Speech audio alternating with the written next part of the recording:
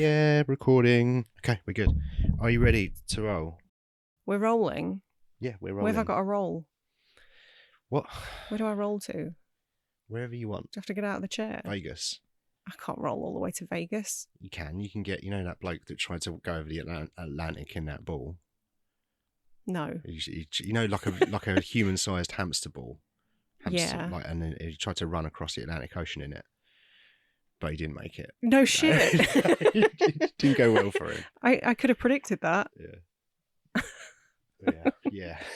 Yeah, I'm not doing that then. He either did too many drugs or not enough drugs. It's usually the way. Yeah. I would say it's probably the latter. Right, are you ready? Mm-hmm. We are back for a brand new season. We are. Number 11. Insane. Isn't it? We probably spoke about this in season 10, which was the one that we did before 11, if you can imagine. Which we only finished recording a week ago. This is why this feels very strange to me. Yeah, and we're straight back in with season 11. It was combined choices last season, the flop season. This time it's gone back to you. Yep. You've chosen a theme which we've announced already. Everyone knows what it is, but for just to humour me, what is the theme this season? Drugs. It's drugs. We're doing drugs, baby. Yep. And today we're talking about one of the quintessential drugs movies. Yeah, I mean, so in my research, everybody sort of refers to Christiana F. as the drugs movie. Right. I haven't seen it yet, so don't come for me. No. I am planning to rectify that because I did buy a copy of it. Yeah, you did, didn't you? Well, we might talk about it at some point this season. I'm sure it'll come up in the rap show, if nothing else. So it's not in the lineup then? It's not in the lineup, okay. No, because I didn't want to torture you too much. Like, well, that's the other thing that we're going to talk about quite a lot this season. Yeah. Probably. It's just, God, you love a depressing movie, don't I you? do. Bleak it up, baby. Yeah, I know you do. It's funny, like, on the one hand, I would have expected me to come up with this theme, but on the other hand, when I started looking at the movies to choose from, I probably would have gone, nah, actually, I'm not. So it's interesting that you've come up with this one, and the lineup as well is interesting. I appreciate you trying to balance it out a little bit, because there are some. Well, if you're a member of Patreon, you know the lineup. It's on our free tier, but we haven't announced it on the main feed. We just sort of announced them 1 week at a time. But I think it's got quite a good rhythm to it. Like the lineups. I tried. There are some bleak bastards in there, but I think there's a couple of antidotes to the bleakness as well. So I think it's. Well, we'll see how the journey goes, I guess. But it was difficult because my instinct was just like 8 of the most depressing movies you've ever seen in your life. Yeah. But then I realised that A, people are going to start tuning out. B, everyone already thinks I'm a weirdo. And C, you might rage quit the podcast. And I can't do this alone. I might just start weeping under the stairs. Yeah, curled up in the fetal position. Yeah. Rocking. Yeah, that'll be my life for the next 8 weeks. Yeah. I don't think he's made a bad movie. Didn't he make that weird rom-com? Something to do with the Beatles. Oh, yeah. No, I didn't love that one. Yeah. See, I haven't watched it. I didn't love that one. But do you know what? That kind of doesn't really feel like a Boyle movie to me. That feels like a Richard Curtis movie. Because Richard Curtis wrote it. Oh, right. Okay. I think he was meant to direct it. Oh. And then Boyle came along. Because I think what the situation was that Danny Boyle was supposed to be directing the last James Bond movie. Oh, okay. No Time to Die. Yeah. But Danny Boyle just didn't have the time. No, they disagreed, like, on the direction of it. So he decided to not do that. And I believe it was probably just a circumstance of timing. Curtis was like, oh, we got this. So that's maybe, in my opinion, his worst movie. But I still don't think it's terrible. I just don't like it very much. That's fair. Me. But I can imagine someone else who's into that more Curtis situation going, yeah, this is all right. But yeah, I can't think of a bad movie he's done. No, I think you're probably right there. I think a lot of his movies don't necessarily work for me, but that's a matter of personal taste. It doesn't mean they're bad. No, but they're all interesting. And it seems like he tries to do different things. He's done drama, he's done thriller, he's done horror, he's done sci-fi. I don't think Steve Jobs feels like a Boyle movie. It feels like a Sorkin movie, doesn't it? But I think Fincher was meant to do that. Right. Okay. So I think he maybe just slips into, like, if the person who was originally going to do a thing doesn't do a thing, it's like, let's get Boyle. Maybe. Yeah. I wonder who was meant to direct the Olympics. in 2012. Huh? Did you know the Olympics when we had it in the UK? No. Well, I knew that happened. Yeah. I didn't fall asleep happened. for an entire summer. Well, Boyle directed the opening ceremony bit. Oh, I didn't know that. Yeah, and he the bit where there was the Queen, they pushed the Queen out the plane or whatever, and she did a parachute jump. The Queen did a parachute jump. Yeah. Okay. I think so. I might be misremembering that, but that doesn't sound real. I don't think she was doing it for real. It was probably a CGI thing, a CGI Queen, probably. Arguably better than the real thing. I wonder if that's why that they offered him a knighthood. Because he CGI'd the Queen jumping out of a plane. Yeah. After that, yeah. I mean, that's the natural conclusion one would draw. Which he turned down, and I love. Good man. Yeah. If someone turns down a knighthood, like whoever they are, maybe there's some exceptions, but like automatically that makes me respect you like 25% more at least. Well, it's just kind of meaningless, isn't it? Yeah. What does it matter? I don't know. Maybe you get discounts in Wagamama's or something. In that case. Yeah. Tax discounts, tax benefits. Yeah. Did you know that David Bowie co-wrote Lust for Life? No. And because he enjoyed the book, he was a huge proponent in getting a good deal for them to license Lust for Life. Right, okay. Because it was looking to be like 3 times the budget initially. So he kind of finagled a deal for them. And that opened a lot more doors to the other music that they were able to access. Because the music is such an important part of this movie, isn't it? It really is, yeah.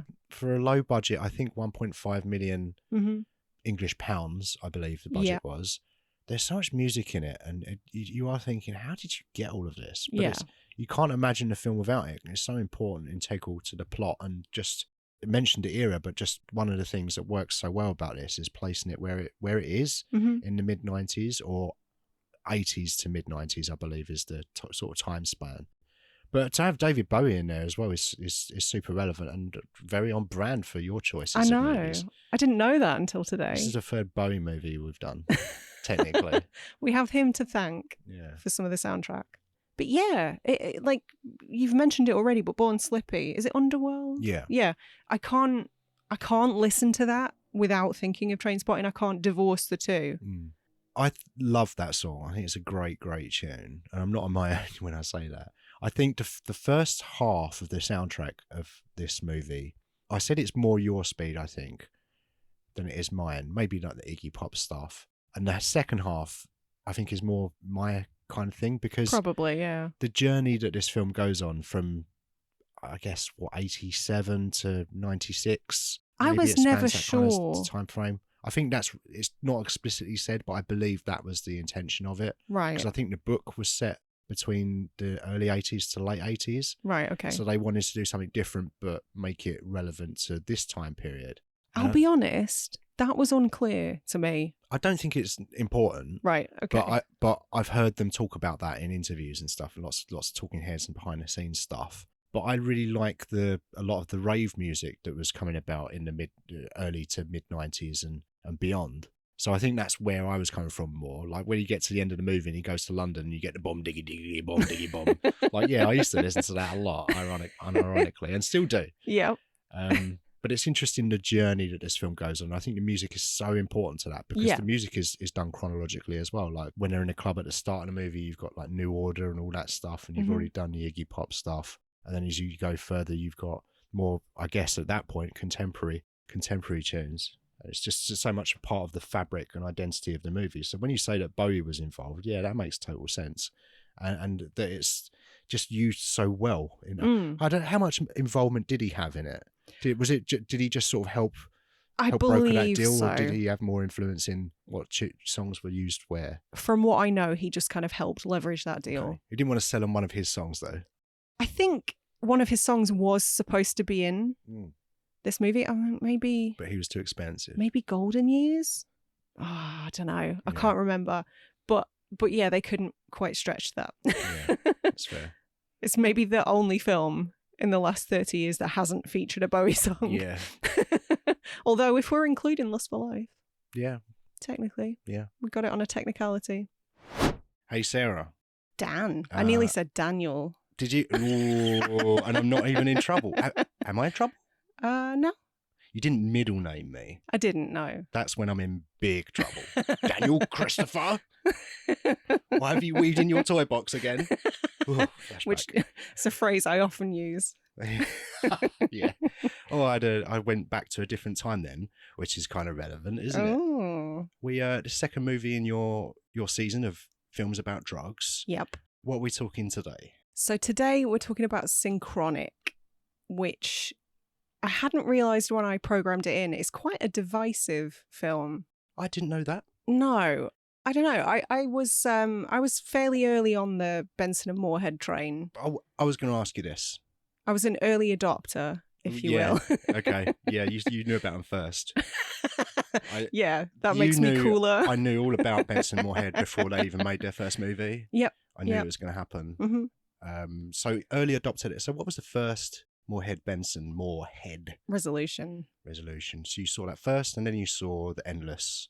I think I saw Resolution, and I think I saw Spring next. Actually, I forget Spring. Yeah.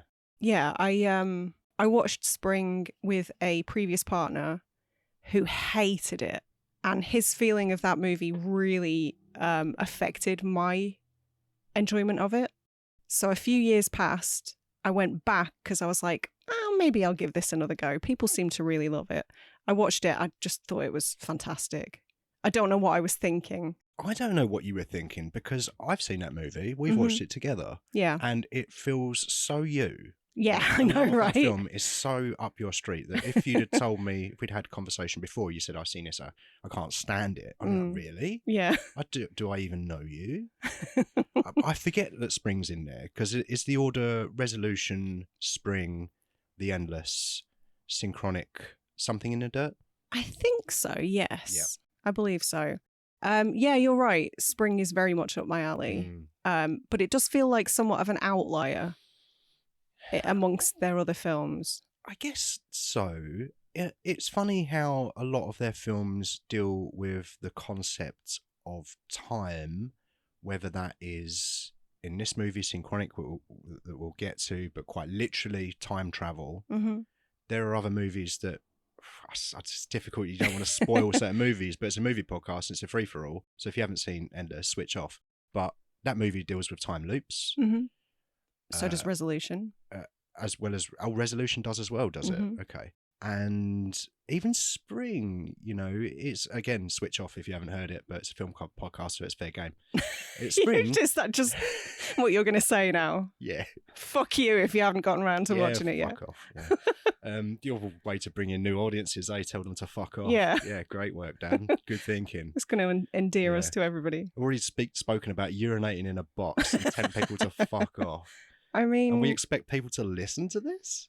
Yeah, when you say it like that, it's a tall ask. We've said worse. True. Dan? Yep. What do you think most people would give as their answer if they were asked, think of a Doug Liman movie? Oh, good question. What would your Lyman think? Ooh, I like what you did there. I kind of feel Lyman is a bit of a... Are we going to say what movie we're covering, or are we just going to go straight into Doug Liman? Oh, I just want an answer to the question that I've asked. What was the question? I forgot. What do you think most people would give as like a Doug Liman? If you say to somebody on the street, name a Doug Liman movie, what do you think they would say most commonly? Go, which is the movie we're covering. I don't think they would say that though. No, they wouldn't. But I just wanted to get the title of the movie in before we go down a Lyman hole. In case people can't read. In case anybody illiterate is listening. I don't think your layman really knows who Doug Liman is. If you're listening to this, you do because you're a fan of movies. But I don't think my mum would know who Doug Liman is. All right, fine. So you've picked enough holes in my question. But I'm exploring the question. Bear with me. So what films of his are most well-known or most accessible? I would say probably the first Bourne movie. Yeah, I think that's what a lot of people would say, assuming they're familiar with Doug Liman. But I would say to people that aren't familiar with Doug Liman, probably think that the first Bourne movie was directed by Paul Greengrass. He does seem to get the credit. He does for those, doesn't he? Yeah, and maybe he should. I haven't seen those last two Bourne movies for years. So 2 and 3 are great. Genuinely, I love them. But I think Doug Liman was the one who sort of set a lot of the precedents. So I think 100% that first movie, like they all built off that first movie. Yeah, so I think he should get his flowers. Do you think people would say swingers? As much as I like Sarah Polley in this role, I'm there's a part of me that's sad we didn't get the Christina Ricci version. I think she would have been great at that. She has that sort of sardonic, witty, sarcastic kind of vibe. Yeah, maybe she would have been good in if we're going to recast Katie Holmes, maybe put her in that role, give her more to do, obviously. I like that. But because Holmes does do a little bit of that at the start when she's first talking to Todd Gaines, a bit snarky, yeah. So maybe that role, we can expand it a bit further, would have been good for her, and that way we can keep Sarah Polley as well. Yeah, I like that. I like that a lot. And just sack Desmond Askew. Yeah, we need to recast him. No, we don't. Well, no, we do. No, we don't. Okay. I mean, this film literally doesn't work without that connection, but okay. We're just following random people. Elijah Wood. Elijah Wood. I don't hate that. Sean William Scott. No, I hate that. Chris Klein. Why are you just naming people from American Pie now? Shipbreak, whatever his name is. The Mochaccino guy. No, none of those people. They're making another American Pie movie. Of course they are. Yeah. They're just going to keep making them, aren't they? There's about 19 now, aren't there? I think there are 4 proper ones. So there's a bunch of like spin-offs though. Pie 1, Pie 2, Pie 3, The Wedding, Pie 4, The Reunion. Okay. Pie Bandcamp. I'm just trusting you here. That's the National Lampoon's spin-off thing. Oh, right. So I think this new one will be Pie 5. Okay. Pie in the Sky. Shut your pie hole. Yeah, shut your pie hole. That's what it's called. We're done with this. Let's move on. That's what they should call it. I think everybody else would be like, yeah, that's a good title for this. They all get together for some event and there's a natural disaster. And the hole this time is a sinkhole. Yeah. It's a big asteroid and it just lands on Jim as he's trying to fornicate with a sock. Or a pie. I suppose it's a pie mostly, isn't it? Either or. Yeah, it's not called American Sock. That's where he tries to phone a sock as well. The American Sock franchise. In a different universe, that's what it is. That's the more realistic version of that. Yeah. Maybe that's the better timeline where we never got COVID and climate change isn't a thing. We had American Sock. But we didn't have climate change. I think that's a fair trade. Personally, yeah, I'd trade American Pie to have those things be gone. Yeah, definitely. Maybe we can find some sort of Synchronic like drug that will shunt us to that timeline. And we can make it so that when they're coming up for the ideas for American Pie, we can just replace the pie with a sock, and then thus doing that creates a butterfly effect, and the other things, climate change stops. It just becomes because everyone's stopped making apple pies, which are really bad for the environment. Are they? Yeah. It's terrible for apples. It's a methane thing. It's really inhumane for the apples. Yeah. And just creates a hole in the ozone Just layer. having all those ovens on is really heating the planet up. Yeah, that's what it is. Yeah. It's because people just saw that movie and they're like, I tell you what, I really fancy a pie now. So everyone was cooking pies and then that's why the planet started heating up. Yeah. You're right, because the ovens were just on. And they wouldn't, and because whenever they got a pie out and their son would started to fuck the pie, they're like, oh shit, we can't eat that pie now. We're going to have to make another pie. And thus the cycle continues. And it continues, yeah. But everybody's got loads of socks. Yeah. So, yeah, I like it. I think we could sell that between the two of us. And then what happened is people ate so many apple pies and they tried to fuck so many apple pies that we had no apples anymore. Like apples just became extinct. And people were like, what should we do? Let's eat bats instead. Then that's where COVID came from. You figured it out, yeah. So how do we get to this alternate timeline? We've got to go back in time via the synchronic drug. Oh, right. And then change. Okay, I see what you're saying. Was Fucky McFuckface was coming up with American Pie. Yeah. We have to rub out all of the word wherever just it kill says them. pie. We replace the word pie with sock. We just kill them all. Kill them. But then we wouldn't have American sock either. Just do some murders. Would you take out Sean William Scott? No. He's all right, he seems, doesn't he? I don't know anything about him. I'm sure I've got nothing against the man. He was good in that Becky sequel. Yeah, so I mean, he sort of does some kind of interesting. He was just Sean William Scott for about 15 years, wasn't he? And now he's who can we get for this idiot? Foam Stifler. I don't know. Have you tried Carey? Yes, he said no. All right, how much is Sean William Scott? Not as much. He's cheaper. Is he? Yeah. Oh, let's go that route. The one from the American Sock franchise. Yeah, that's the one. But I have a question. Is Jennifer Coolidge still in it? In American Sock? Yeah. Yeah, she's the only character in it. It's just her? Yeah. Oh, I'm so in. Yeah, sure. She's the sock. She's the sock. Oh my God. Stifler's sock. Sylph. I think I kind of love this. Sylph. Is that our second merch drop? Yeah. Sock I'd like to fart.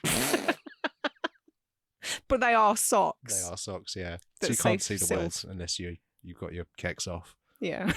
Which I wouldn't recommend. At which point it's already too late. It's already too late, yeah. Yeah. So going back to the film that we're talking about. Oh, yeah.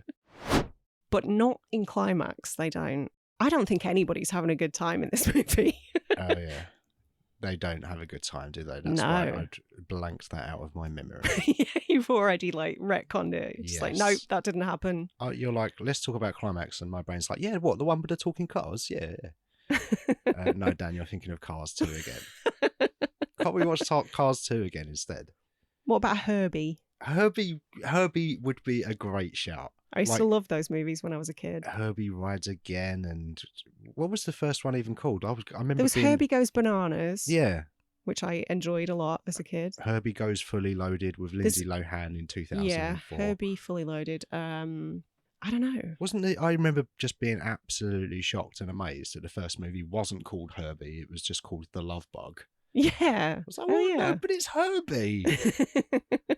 But he hadn't been established. There was no Herbie cinematic universe at that point. No, they should reincarnate that now. Yeah. Was it a Volkswagen Beetle? It was. Was it French?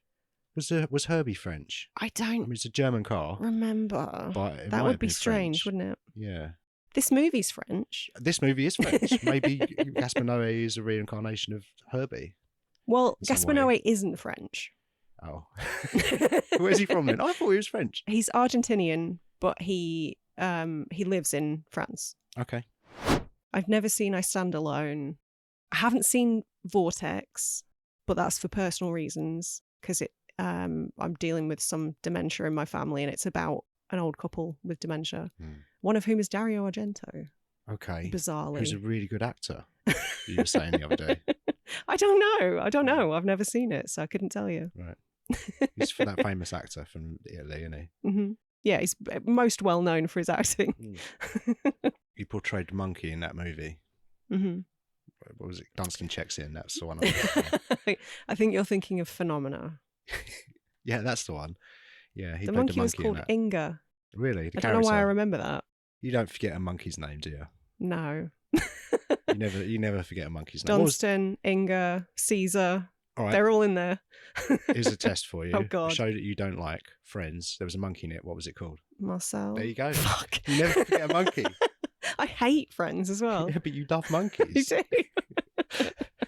Especially ones that have been anthropomorphized by people. Especially when you put a nappy on it. Yeah. And you fucking carry it around set against its will. Doesn't matter if it wants to be there or not. You just sort of drag it around. Oh. Just give it more drugs. Just tranquilize it. Spike its drink. Spike its drink. Spike its drink with acid. Can you imagine a monkey on acid? I can. That would be terrifying. Lord. Yeah. No, don't go in that zoo, sir. Or put some people in that zoo, like Farage. Put him in there. Yeah, all right. Monkeys on acid versus Farage. You know those... Do you get those TikToks when it's like 1 million zombies versus 5 million Terminators or whatever? No. You don't? I've never heard it's like that. a recreation of a battle, and like it's a few minutes long, and you sort of watch what side is likely to do better. Maybe we could do one Nigel Farage versus 1 million acid no. drugged monkeys versus one chimp on acid. Just one? Yeah. Don't you want to see an enormous rampage of chimps just piling on top of Farage? No, I want him taken out by one single chimp because I think that would be more embarrassing for him. Do you? And he'd probably live but be horribly disfigured. So you're going for the long term. It might The improve long-term the way he fuck you. looks. I don't know. I mean, Maybe he'd look less like a thumb. But anyway. you look less like a cunt, Let's go back to climax, shall we? shall we? And she seems lovely. Just Delightful, like a lovely, yeah. delightful person. Mm-hmm. Not caustic, not bitchy. No. No. Everyone in this movie, it's like watching a Richard Curtis movie when you just love all of the characters, you know? Oh, yeah, this is just like Love Actually. Yeah. I'd rather watch Yeah. Climax. And we love all the characters in Love Actually, including the person that's trying to steal his best friend's wife, who is 17-year-old Keira Knightley, or whatever she was in that movie. I hate that movie so much. It's bad. That's why you hate it. Yeah. No offense if you love Love Actually. Some offense. If you love Love Actually, that you ain't listening to this, are you? But maybe you are, and that's Yeah. fine. We love you too. Nobody's perfect. That's true, yeah. I like some absolute arse. So I know you do. I have some terrible movies in my collection. Oh, yeah. There was I forget the season, but you were really keen to put Macamee on it. That was Flops. That was right, last there you season. go, yeah. Yeah. I could have gone in Aliens, to be fair. I'm sure you'll get it on at some point, because, you know, advertising season or whatever Yeah. we do. Obnoxious product placement season. Yeah. And there are a couple of other names in it, like Bill Pullman's Bill pulling his Pullman. weight. Lou Diamond Phillips is in a different movie I to everybody God, else. that Lou Diamond Phillips was in it. Such a bizarre performance. Yeah. So strange. I love that bit when Pullman pulls out. Is it a cigar? And he's like, hey. So weird. It's weird, yeah. So weird. It's a weird performance. but... Very brief Paul Walker appearance. Oh, yeah, of At the course. very, very beginning and somewhere in the middle, and then that's it. Yeah. No, that was his brother, and they CGI'd his Paul Walker's face over I him. see. It wasn't That's actually Paul Walker. tasteless. Luckily, no movies are ever going to do that. Oof, that's not going to age well. Yeah. I completely forgot that those two are in it, because I wrote down 3 actors. I wrote down Beckinsale, Danes, and Paul Mann. Yeah. And I know you want to get to Paul Mann at some point. I know he's your sort of flavour of the month at the moment, between him and his boy. Like, I feel like every other movie we watch has got a Paul Mann in it, whether it's Bill or Lewis. It's a talented family. What can I say? Yeah. It did make me laugh, actually, because the first time I watched Breakdown Palace this week, every time he said Darlene, it sounded like he was saying darling, and I was like, oh, Bill. Is this a new crush? Reasonably, yeah. Yeah, because I don't remember you ever, like, when we first started dating, you didn't declare that to me. No. Oh, I really fancy the president from Independence Day. You wondered where I was going with that. I did, yeah. Thankfully, it landed Yeah. somewhere that gets my approval. Has there but, ever been a sexy president, apart from Obama? No, There hasn't, has there? I don't think so. Clinton, Nixon, others. I'm not American, obviously. Reagan. Reagan. He's got the best name. Cleveland. Carter. Cleveland. Lincoln. Yeah, Kennedy. none of them really float my boat. Trump. Yeah. Excuse me, while I vomit in my hand. There's never been a sexy president, has there? No, I don't believe so. Apart from Obama. I don't think he's particularly sexy. I don't think he's by sexy. far the coolest president. But I think that a ever lot lived. of people would disagree with us and say that he is, in fact, sexy. He's very charismatic. Don't Yeah. get me wrong. Yeah, yeah. And I think he's quite a handsome man. But sexy's a different vibe. If you think Barack Obama was a sexy president, call in now on 0181818118111. Where did I get that I from? really hope that's not a real number. Watch it be like 081. Childline.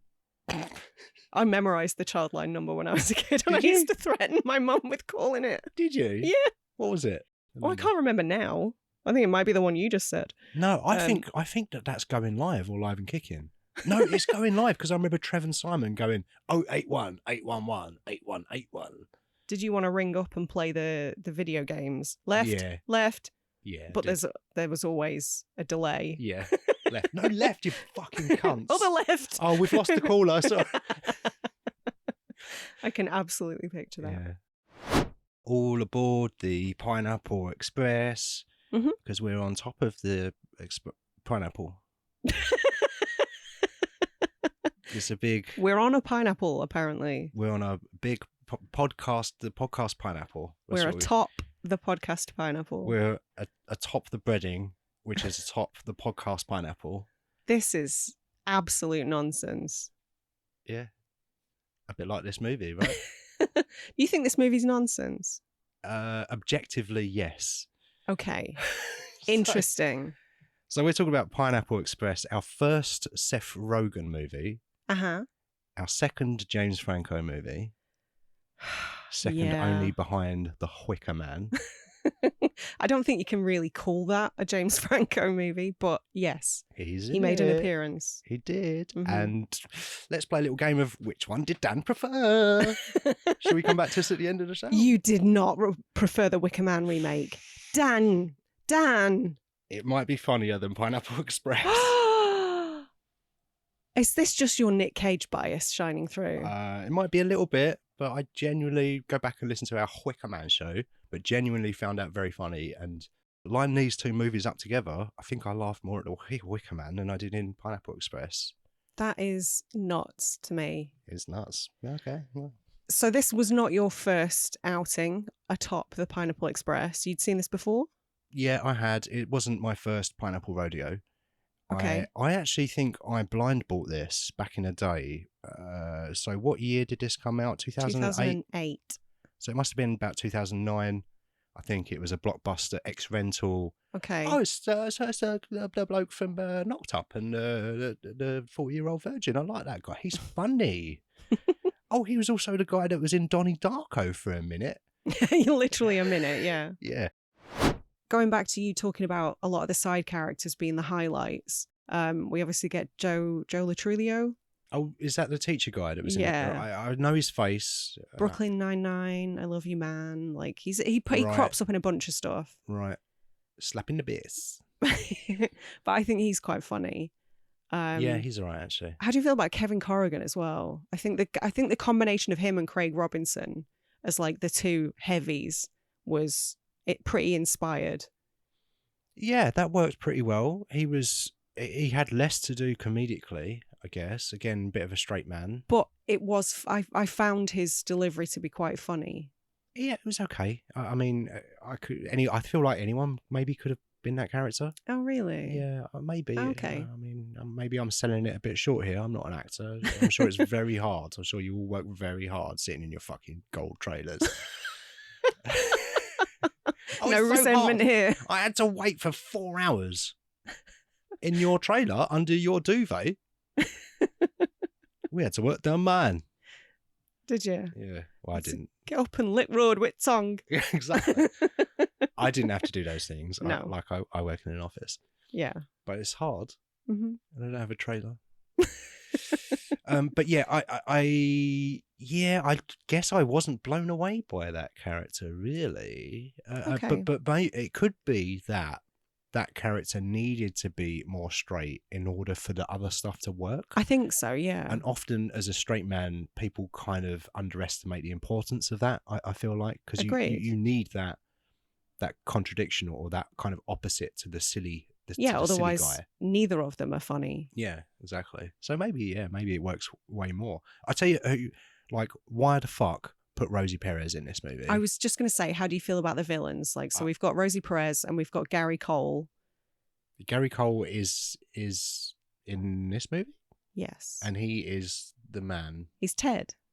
Who is the man? Did you watch this movie? Yes. He's like the main guy who's at war with the Asians. Right, okay. Yeah. So he's the guy that Rogen sees shooting the rival gang person, and then Perez is the cop who's assisting that. She's the dirty cop, corrupt police officer. Yeah. And she asked for a lot of her lines to be cut because she thought that her character would be a little bit more menacing without as much dialogue. I don't think you need to have a menacing character in this stupid comedy. No. And there aren't any. I don't think she's menacing. No, she's not. I think that's a bit of a misjudgment on her part. Maybe. But she was sort of pretty widely mocked in the 90s for having like this high-pitched kind of grating voice. So maybe she internalized some of that criticism, which would be sad if that were the case. Yeah, that's funny. I never really thought about it, but thinking back to some of the movies that she was in the 90s, maybe I've just got Nick Cage on the brain, but was she perhaps in, what was that lottery movie called? It Could Happen to You? Maybe, where Nick Cage is a policeman and he gives half of his winnings to a waitress, but I feel like his wife was Rosie Perez, I think. Ah, right, okay. But yeah, you're right. In that movie, she was kind of the, elbow in the stomach. Oh, she's a pain in the ass. Yeah, isn't she? Like the that kind ball and chain. Yeah. I think it was a little bit of that. Yeah, and believe it or not, Gary Cole came to the project a little bit later because Bryan Cranston was sort of in the running for the role of Ted. Oh, I want the Bryan Cranston version of this. Right? But the irony is that Judd Apatow, in his vast wisdom, couldn't see it. Said that he couldn't see him as a villainous drug dealer the same year that Breaking Bad started. What does Judd Apatow know? Nothing. I think that Vince Gilligan took that statement and set fire to it. And said, hold my beer, Judd. So this has been a very pleasant, uplifting, feel-good season. Good run of movies that have made me feel good about myself and the world. I feel like my choices generally do that. Make me feel all good. Warm and fuzzy inside, yeah. All warm and fuzzy, yeah, like a cup of hot chocolate. Mm-hmm. And definitely never the opposite of that. No.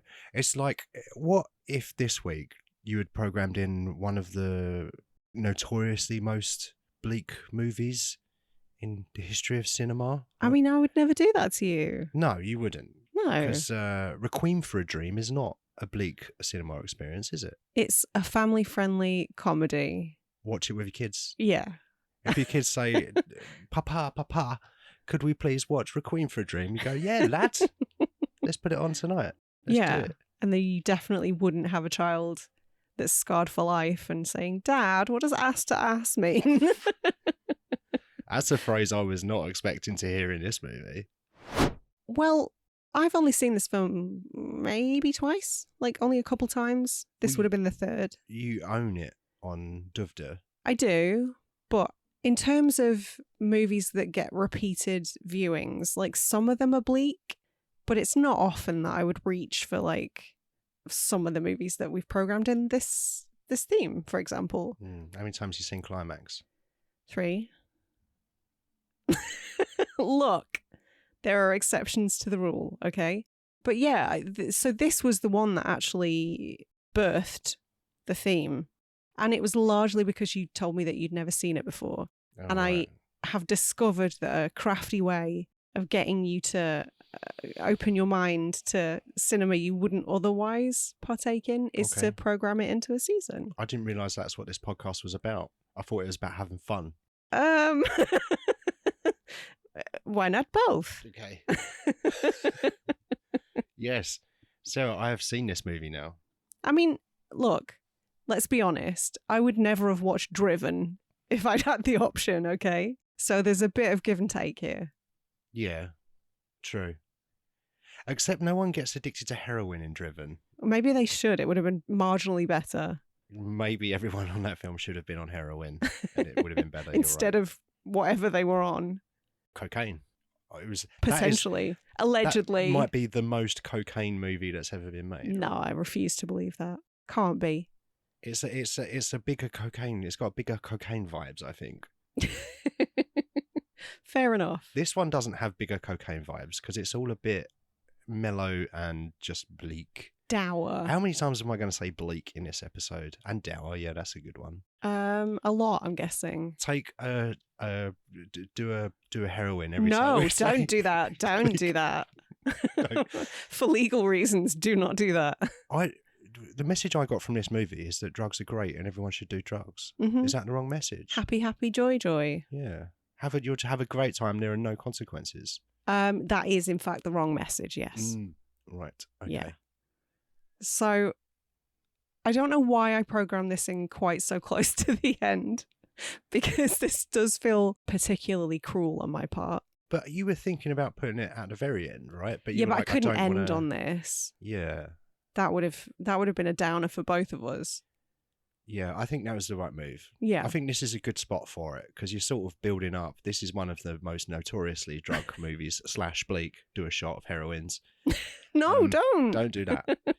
Do a shot of water. Stay hydrated, Yeah. folks. But I think it was a good place. Well, I know what we're ending on next week as well, and I'm kind of looking forward to that. Well, that one was me throwing you a bone. Right, okay. We've exchanged bones. Yeah. Hey, less of that. Well, I don't know what that noise was. I don't know, but I love it. Please keep that I in. was gearing up to say something, but I don't know what that thing was. Don't edit that out. Promise me. I'm not going to. But the score as well is a very like it's the violin, isn't it? It just makes you feel a bit sad, doesn't it? Yeah, and all the minor chords and like Yeah, it's yeah. very sort of it's designed to make you feel a certain way for sure. It totally is, yeah, and it works. Mm. It really works. And it ramps up much like the events of the film as well, which kind of echoes what Aronofsky was saying about the film being like a piece of music, or him approaching it as if it were a piece of music. Like it builds to this horrific crescendo and then it ends. Yeah. And it leaves you wanting more. You're like, Requiems for a Dreams 2, the sequel. Requiem for a Dream 2, Electric Boogaloo. Yeah, I don't think that's ever going to happen. And I'm so glad it was a lower budget movie. Can you imagine if a studio got their hands on this script and tried to make it for like some 4-quadrant watered down bullshit? Well, it would be a different movie. Yeah, of course. Like we said, it wouldn't have ended where it ended. There definitely would have been some kind of happy ending. A year later. Yeah.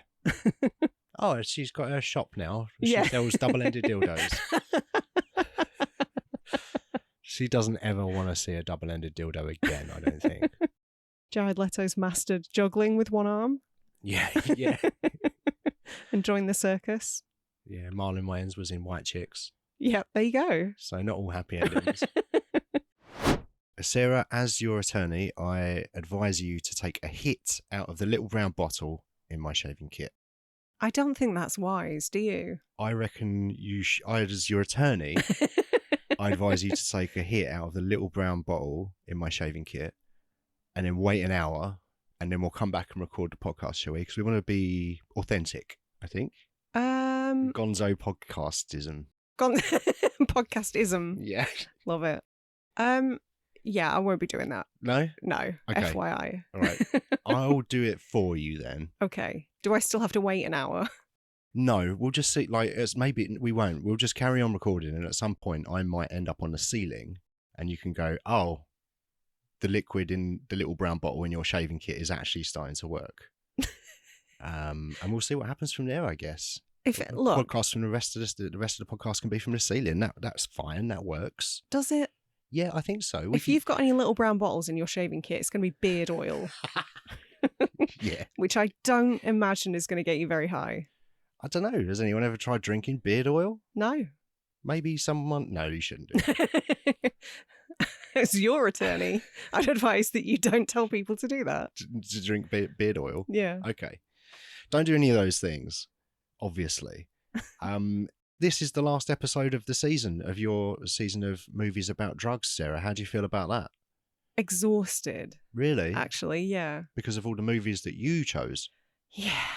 I know. I have nobody else to blame but myself, as per usual.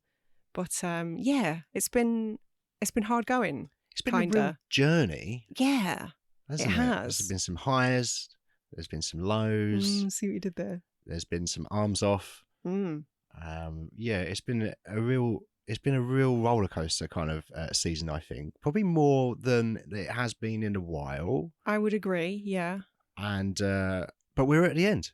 Yeah. So it's the last one. You decided to finish off the season with perhaps the quintessential, let's say, portrayal of drug-induced situations The ever most on film. paranoid movie known to man. Yes.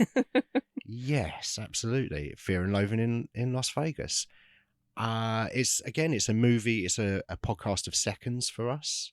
Okay. It's our first. Let's start with. It's our first Johnny Depp movie, right? Unless he was cameoed in something else that I've forgotten about. I don't believe so. I think that one is a first. It's our second Benicio del Toro movie, yes. though. Yeah, our first being The Way of the Gun, which we Yes. spoke about with Chris from Just the Thing. Mm. It's our second Jeanette Goldstein movie. Oh, yeah, first being Near Dark. Yep. Of course. Yep. I forgot she was in this. So did I. There's so many cameos. There are so many cameos. It's our second Craig Bierko movie. Yeah. When we were watching this the other night, I was like, was that guy in the 13th floor? He looks familiar. I didn't clock it at all. And then when you said that, I was like, oh, yeah. Yeah. Which we've covered. Craig Bierko made 2 movies. He did. We covered both of them. I'm sure he's done way more. It's our second movie about a journalist who worked for Rolling Stone at some point. Oh, of course. Yeah. Almost Famous. Well, isn't that crazy? That is quite specific. You chose both of them. Yeah. How funny. You do have like quite an interest in music, don't you? I do, and that era of kind of 70s, movies and music, really. Just the 70s as a decade, as a movement, as a culture. The clothing, like you have a real fixation on it, don't you? I do. I think it's somewhat of a romanticization though, because I didn't live through the 70s. So perhaps people who did wouldn't look back on it quite so fondly. But I have this weird sort of borrowed nostalgia for that decade. Yeah. So Nixon not your favourite president? No. I don't think I have a favourite president now that you said that. No. Who's the least worst? I don't know. This is not a discussion for now. Maybe when we do a season of film presidents or whatever, but that's not going to happen. Look, it's a Sunday afternoon. I don't feel like getting irate this afternoon. Fair enough. So let's leave that one. Fair enough. We should start with the cast because we've got Depp, we've got Toro. Let's get the Depp of it all out of the way, shall we? Let's get the let's address the elephant in the room. Let's rip that Band-Aid off. It's a Johnny Depp movie. He seems like a really good guy, and I think that he is Jesus. Okay, I disagree. Captain Jack Jesus. I disagree. Okay. I think he's a cunt. No, I actually honestly don't know much about Johnny Depp. I mean, it feels weird to say that because obviously that trial was all over the place, which is a weird thing, by the way. I hate that the public was so involved with that. We shouldn't have been. That was bizarre, like you say. I think really the only people that know what happened in that is Amber Heard and Johnny Depp. Yeah. And everyone's just speculating. I don't know either way. But what I would like to say, I have done enough independent research outside of the biased documentaries on Netflix and the YouTube talking heads that, again, always have a preconceived notion of what they think happened. And honestly, I really feel for Amber Heard. This is going to be potentially a really unpopular take. It's just my opinion. I've got no horse in this race. I don't know. I think she was really done dirty by the whole thing. Yeah. I think they were both abusive. I think knowing what I know about abusive relationships, I think a lot of what she exhibited was reactive abuse. But I'm not saying for a second that she was blameless. I think they're both people that need a heap of therapy. Yeah. And I really think the public should never have been dragged into it. We shouldn't have been privy to all of that. Yeah. It was bizarre. It was weird. I don't like it. Yeah. Just turn it into a reality TV show. Like I know it's in real people's lives. Celebrities, but they are also human beings. Yeah. And they're not, no one's perfect. No one died as far as I know. But yeah, it sounds like a really unpleasant situation where two people probably shouldn't have been together and need therapy, as you say.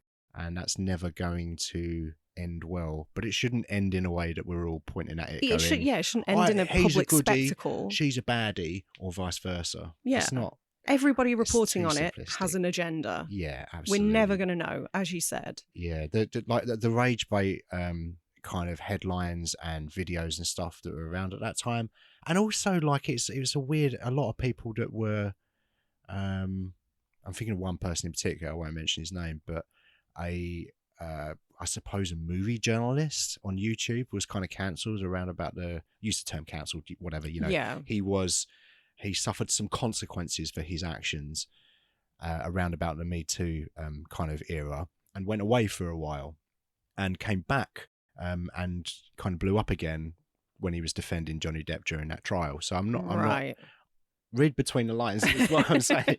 Okay. There's I feel like a lot of people that went to bat for Johnny Depp might not didn't have the cleanest records. The cleanest records. Yeah. And maybe the clearest, the correct opinions about abuse and all of that stuff. So yeah, I just think it's I don't know. I find it weird that people go to such lengths to defend a total stranger. Yeah, you don't fucking know. Yeah, you don't have to get involved. You can think what you think. Everyone's entitled to the opinion, but when you're getting on a lectern going, he is definitely innocent, yeah. You don't know. Yeah, nobody knows. Yeah, and it's hypocritical of me to say that because I am in fact airing my opinion right now. Yeah. But at least I'm self-aware about it. Yeah.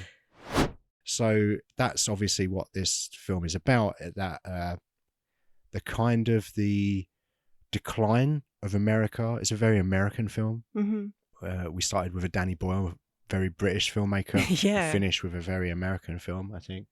Especially the settings, like just setting it in Las Vegas and those long stretches of desert highway and stuff. It's so American. It's so American. Like Las Vegas, a place that should not exist. Yeah. Like in the middle of the desert. It should not be there. It's weird that it's there. And what did you choose to do with it? Put all the fucking light bulbs in America that you have. And make it a monument to excess and capitalism. Yeah, exactly. Which is why, I think this film's perfect in many ways, because it's that era of the 70s where a lot of the optimism of the 60s and the hippie movement has really started to go away. Yeah. And things get more cynical and capitalism becomes even stronger, and, can argue about where that is now. But definitely then that's when things, I think, started to become a lot more corporatized, and people with agendas were trying to control narrative and political movements more and more, I think. So there was a lot more disappointment, I think, in culture there. And I think a response to that was, well, let's just go mad. Let's drive to Vegas and go on a 3-day bender and just go absolutely mad and lose our minds in the place that, as we said, should not exist. And it's just a mecca for Tom Jones. But that's it for the season of drugs movies, Sarah, isn't it? Whew. We have cometh to an end. We made it. On our 8-week journey of various substances covered in the visual media we know as film. This is like when you have to reach a word limit on an essay. Yeah, I know what you mean. So you're choosing the theme for the next season. It's back to you. Back to me. We're taking it in turns again now. So we're going to go on a bit of a break. We've got the end of season wrap show coming out on the Patreon feed next week. So keep an eye out for that if you're a Patreon. If you're a Patreon, or if you're a patron. Is that a question? Yeah. I don't know. Okay, thanks for your feedback. So we'll be back in a few weeks on September the 8th with my season. I've decided to go for video game movies. Okay. I know. Okay. It's a theme that was suggested by a friend of the show and Patreon/patron, Paul. A while ages ago, he suggested doing this theme. Kept it in my back pocket. I did want to get to this at some point. I was a little bit worried because there might be a lot of crossover with our flop season, in that it's very hard to find a good video game movie. Yeah. But then I thought, fuck it. They don't need to be good, do they? So 8 movies of video game, I guess, adaptations or video game movies. The full schedule will be announced on Patreon shortly. But the first movie, one? The first one we're doing is Resident Evil 2002, the Paul W.S. Anderson and Mila Jovovich movie, which spawned 5 sequels or 6 sequels. A lot of them, yeah. And they're still making them. They're still making Resident Evil movies. Well, better that than Monster Hunter sequels. Surely. I know. But yeah, so we're back on September the 8th. September the 8th for 8 movies of video game films, and first one being Resident Evil. So we'll be back then.